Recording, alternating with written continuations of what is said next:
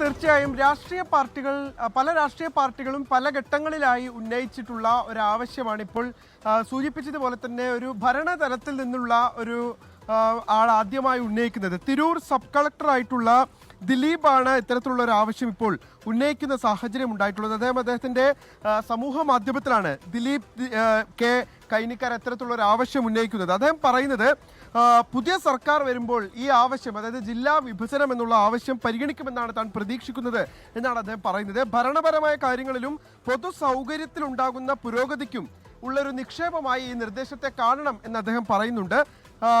മറ്റു ചില നിർദ്ദേശങ്ങൾ കൂടി അദ്ദേഹം മുന്നോട്ട് വയ്ക്കുന്നുണ്ടെങ്കിലും ഏറ്റവും പ്രധാനപ്പെട്ട അദ്ദേഹം മുന്നോട്ട് വയ്ക്കുന്ന ഒരു ആവശ്യം ഈ ജില്ലാ വിഭജനം തന്നെയാണ്. ജില്ലാ വിഭജനത്തെക്കുറിച്ച് പലപ്പോഴും പ്രപ്പോസൽ അയച്ചിട്ടുണ്ട് എന്നുകൂടി അദ്ദേഹം പറഞ്ഞു വെക്കുന്നുണ്ട്. വളരെ ധൈര്യപൂർവ്വമുള്ള ഒരു പ്രസ്താവനയാണ് അദ്ദേഹം നടത്തിയിട്ടുള്ളത്. കാരണം ജില്ലയിൽ ഇത്രയധികം ആളുകൾ അധിവസിക്കുന്ന ഒരു ജില്ലയാണ്. അപ്പോൾ വേണ്ടുന്ന തരത്തിലുള്ള ഒരു പരിഗണന പലപ്പോഴും ജില്ലയ്ക്ക് ലഭിക്കാതെ പോകുന്ന ഒരു സാഹചര്യമുണ്ട്. ഈ പശ്ചാത്തലത്തിലാണ് ദിലീപിന്റെ ഈ ഫേസ്ബുക്ക് പോസ്റ്റ് വളരെയധികം ചർച്ചയാകുന്നതും പ്രസക്തമാകുന്നതും.